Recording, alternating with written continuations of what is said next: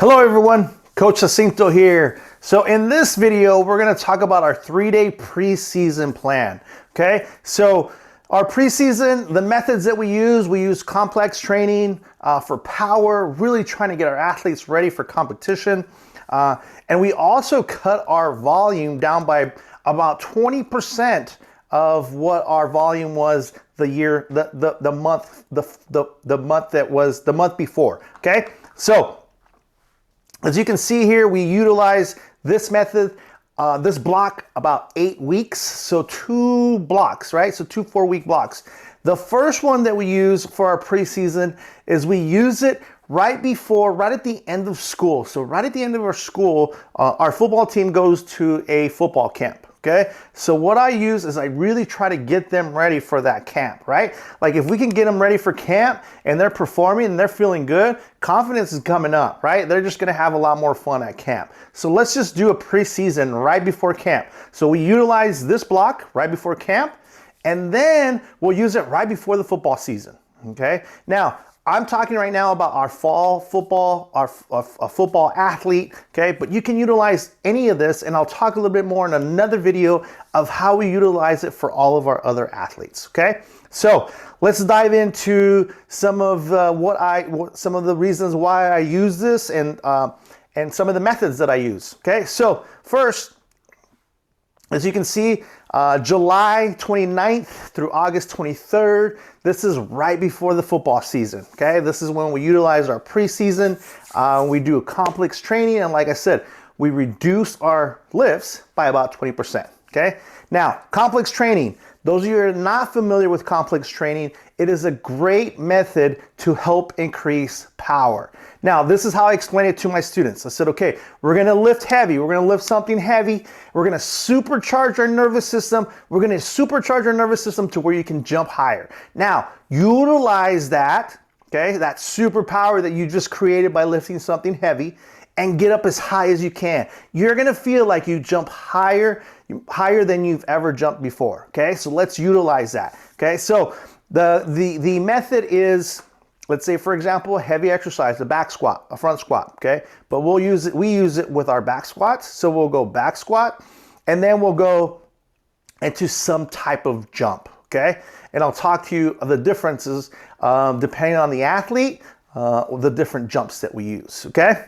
Now, here's an example, okay? So for day one, when we use our back squats, here we start going into more of our box squats for our older athletes, okay? So our older athletes, our juniors and seniors, they're gonna start on varsity, okay? We start putting them onto boxes, okay? We start utilizing the box squat, okay? Just because it helps them move the bar quickly, all right?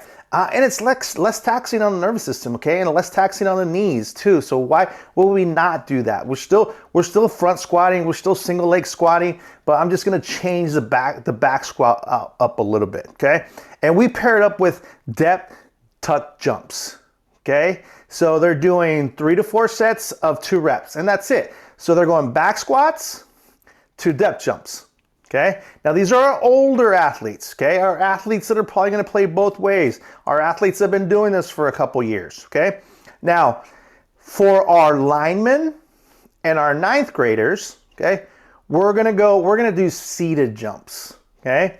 Our 9th graders aren't gonna do box jumps, they're gonna do regular jumps, okay? Because regular jumps are gonna increase hypertrophy. They're gonna help build muscle. So as a 9th grader and a sophomore, you're not doing box jumps. I mean, you're not doing box squats, okay? We really want to still continue to help you build muscle. So the box squats are mainly for our juniors and seniors, especially the ones that are gonna play both ways, and especially the starters, okay? Because we're really trying to focus now on speed, right? So our linemen and 9th graders, seated jumps. Okay, everybody else can do depth jumps because they've got at least a year or 2 under their belt, okay? As you can see that we've got the rep schemes that we use, we still go heavy preseason, okay? We're still lifting up to 100%. And if you're feeling really good, guess what? You can get a new max if you want, okay? We're still gonna lift heavy, all right? Now, the one thing that we do is you can see on week 1, it is no longer a 5x5. This is one great way to cut the volume down. Okay, we've cut the volume down, but as you can see, we've increased the intensity. So week 1, it's no longer a 5x5 at 75 to 80% of their 1 RM. Okay, now we've cut a lot of the volume down and we're going up to 90%. Okay, so we're still not maxing out that week because that's not the week that we max out on our back squat. Okay, but we're getting up to 90%. Okay, so we've cut your volume, but we've increased your intensity a little bit. All right. Now week 2 is still a combo, and then week 3, you can see we're still hitting the 100% there. Okay.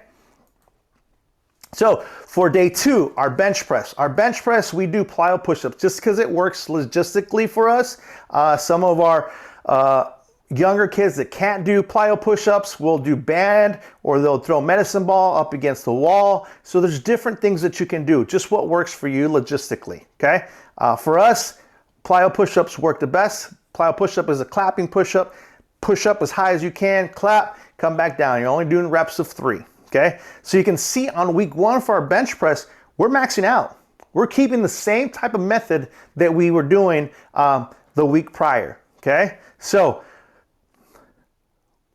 hit your 1 RM there, okay? Or if you're feeling good, go ahead and hit a new 1 RM, okay?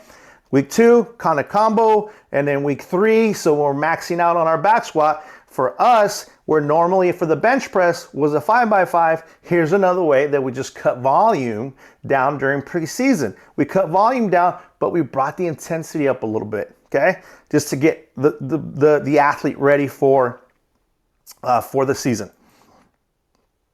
Hang high pulls. So for day 3, we'll start to transition more into less of the catch, right? Especially our quarterbacks, our receivers. We don't need to really focus on our catch. Now, if you want to catch, you're a lineman, a linebacker, you can still continue to do power cleans. But I start transitioning a couple of our athletes over to hang high pulls. And if you're not feeling the catch today, that's fine. Let's just focus on that triple extension, right? And then we pair that up with vertical jumps. Okay, so just get up as high as you can. Once you supercharge your nervous system with cleans or high pulls, okay, take a little break, a little breather, and then boom, go right into your vertical jumps. Okay, get up as high as you can, right? Make each rep count, okay?